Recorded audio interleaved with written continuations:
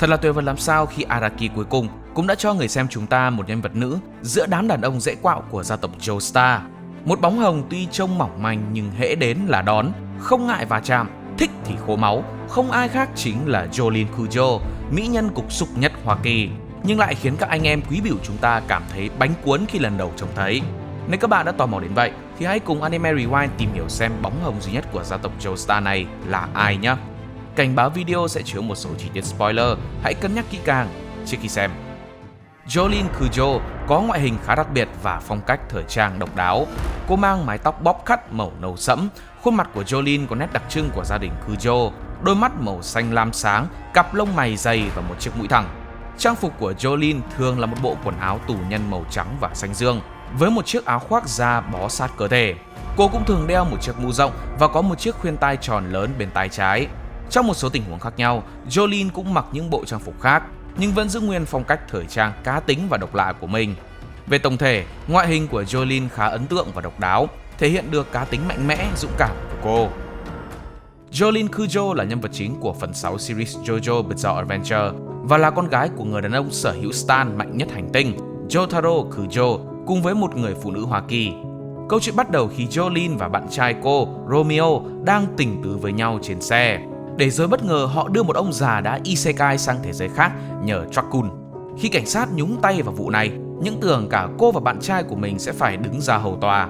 Bất ngờ thay, Jolene vớ phải một anh bạn trai nhà giàu của cải nhưng lại không giàu bản lĩnh. Thế là cô bị đổ oan cho tội giết người và bị giam giữ trong nhà tù Green Dolphin Street. Ban đầu, Jolene đã bị bắt và đánh đập bởi những tù nhân khác trong tù. Cô đã phải chiến đấu bảo vệ bản thân, có được sự tôn trọng của những tù nhân khác và phải đối đầu với các tù nhân nguy hiểm cả trong và ngoài nhà tù. Tuy nhiên nơi nào thì cũng có người nọ người kia và không phải mọi tù nhân đều là người xấu.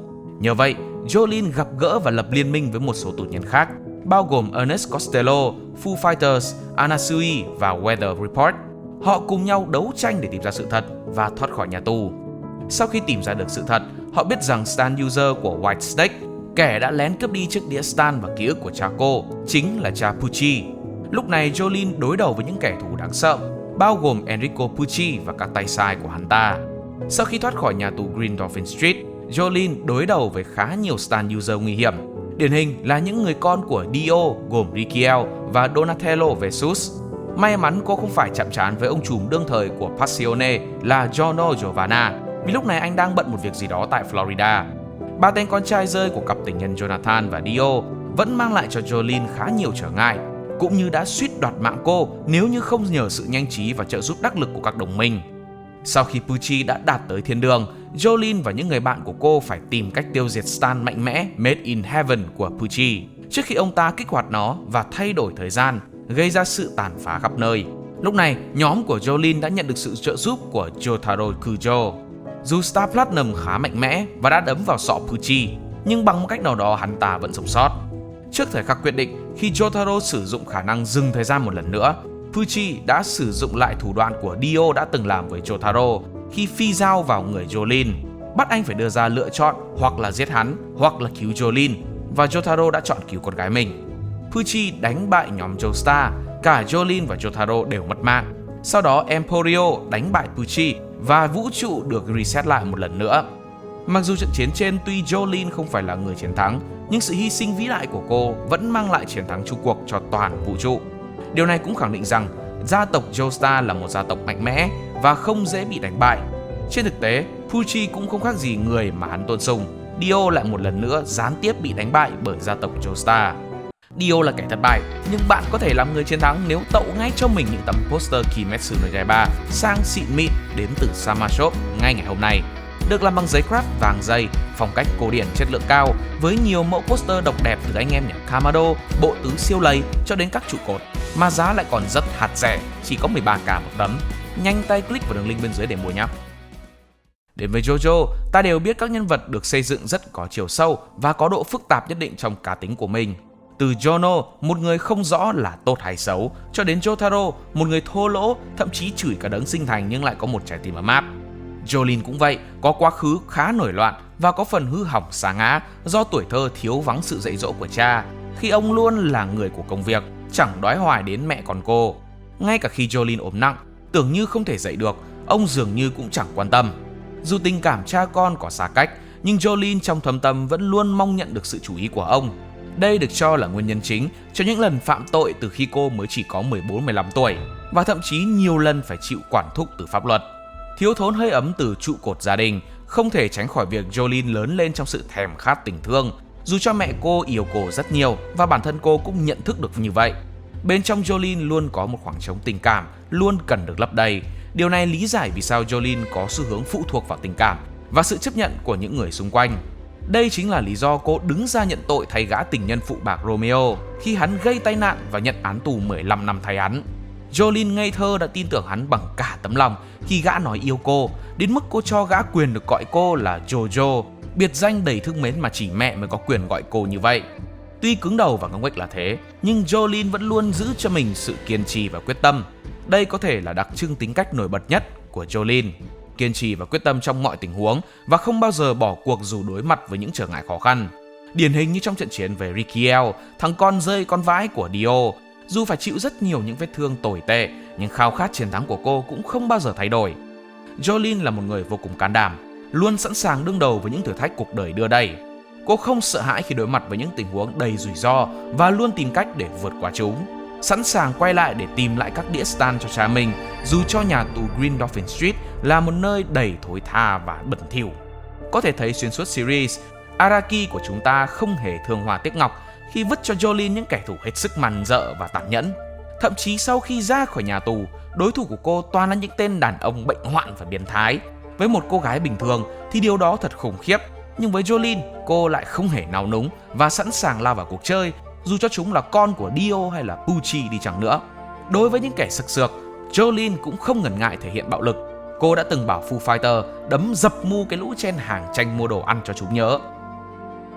Jolene cũng là một người rất đáng yêu và tinh nghịch. Cô có tính cách hài hước và rất thân thiện với những người xung quanh. Những đức tính đó đã khiến cho người xem thích thú và yêu mến Jolene. Thậm chí có những fan hâm mộ còn coi cô là một trong những nhân vật yêu thích nhất trong toàn bộ series JoJo. Không chỉ vậy, một số thanh niên không có người yêu đã nhận cô làm vợ. Nhưng hãy cẩn thận nếu không Anatsui sẽ nấu bạn lên làm lẩu, vì anh ta đúng chất là một yandere. Dù mạnh mẽ là vậy, nhưng Jolene bản chất là người rất tình cảm và có lòng nhân đạo cao. Cô quan tâm và bảo vệ những người mình yêu thương và luôn sẵn sàng giúp đỡ những người cần sự trợ giúp. Thậm chí, cô cũng không nỡ giết Green Baby vì nó chỉ là một đứa trẻ. Tuy nhiên, Jolene cũng có khiếm khuyết trong tính cách, đó là sự nóng tính và cứng đầu. Cô có thể trở nên vô cùng bực bội và nổi giận khi đối mặt với những tình huống không như ý. Từ đó cô trở nên bạo lực hơn mỗi khi đánh nhau. Con nhà Tông không giống lông cũng giống cánh. Jolene đã từng sử dụng khả năng cắt đồ vật cực bén từ stan của mình để làm chấn thương kẻ thù bằng cách vô cùng đau đớn như bứt tai hoặc móng tay của chúng ra. Là một phạm nhân chịu sự quản thúc đặc biệt trong nhà tù an ninh tối cao, Jolene đã dần được rèn luyện trở nên cục súc và đặc biệt thô lỗ nếu cần. Một vài tương tác hiếm hoi của cô đối với các nhân vật phản diện trong thời gian này đã cho thấy điều đó. Cô thường xuyên mở đầu bằng việc chửi bới, chế nhạo, đe dọa sẽ cho chúng ăn hành và nói rằng lũ đó đáng khinh như thế nào. Cô cũng có đặc điểm khá đặc biệt giống với cụ Joseph của mình là thù dai, mà thậm chí còn tệ hơn. Một khi ai đó đã gây thù với Jolene, cô không chỉ bắt chúng trả lại những gì chúng đã gây ra, mà còn bắt chúng phải nếm trải mùi vị cay đắng gấp hàng trăm hàng nghìn lần. Nhìn chung Jolene là một người rất độc lập và có cá tính riêng, không thích bị ai ép buộc và luôn tự chủ động trong mọi tình huống. Những đặc điểm tính cách này tạo nên một nhân vật phức tạp, đầy sức hút và trở thành một trong những nhân vật được yêu thích nhất của loạt truyện JoJo's Bizarre Adventure. Ngoài ra, cô còn có tài năng võ thuật và kỹ năng chiến đấu, được đào tạo và mài dũa bởi chính người cha, Yutaro Kujo.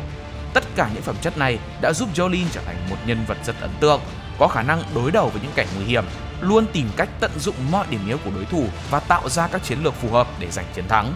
Tất cả những yếu tố này cùng với khả năng sử dụng stan đã giúp Jolene Kujo trở thành một nhân vật đáng gờm trước những kẻ dám đối đầu với cô. Mặc dù là cô nàng duy nhất của nhà Joestar, nhưng cái kết buồn của Jolene là sự tiếc nuối của tất cả người hâm mộ về một bông hồng xinh đẹp nhưng đầy cá tính. Tuy nhiên, sự hy sinh của cô không hề vô nghĩa khi đã góp phần đánh bại tên cha xứ biến chất Pucci. Dù trải qua một cuộc đời đầy khó khăn và thử thách, Jolene vẫn luôn mạnh mẽ và không cho phép mình gục ngã.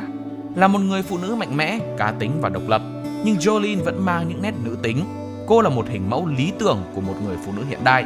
Chúng mình rất hy vọng Araki Sensei có thể sớm tạo ra một JoJo nữ tiếp theo, tuyệt vời không kém gì Jolene vậy. Các bạn nghĩ sao về Jorin Kujo, JoJo đanh đá nhất series này? Hãy để lại ý kiến của mình xuống phần bình luận phía dưới nhé. Nếu bạn yêu thích video của Anime Rewind, hãy để lại một like và một share để ủng hộ chúng mình. Nhớ bấm nút subscribe kèm theo nút chuông thông báo để không bỏ lỡ các video sau. Cảm ơn các bạn đã xem video. Hẹn gặp lại trong các video tiếp theo. See ya!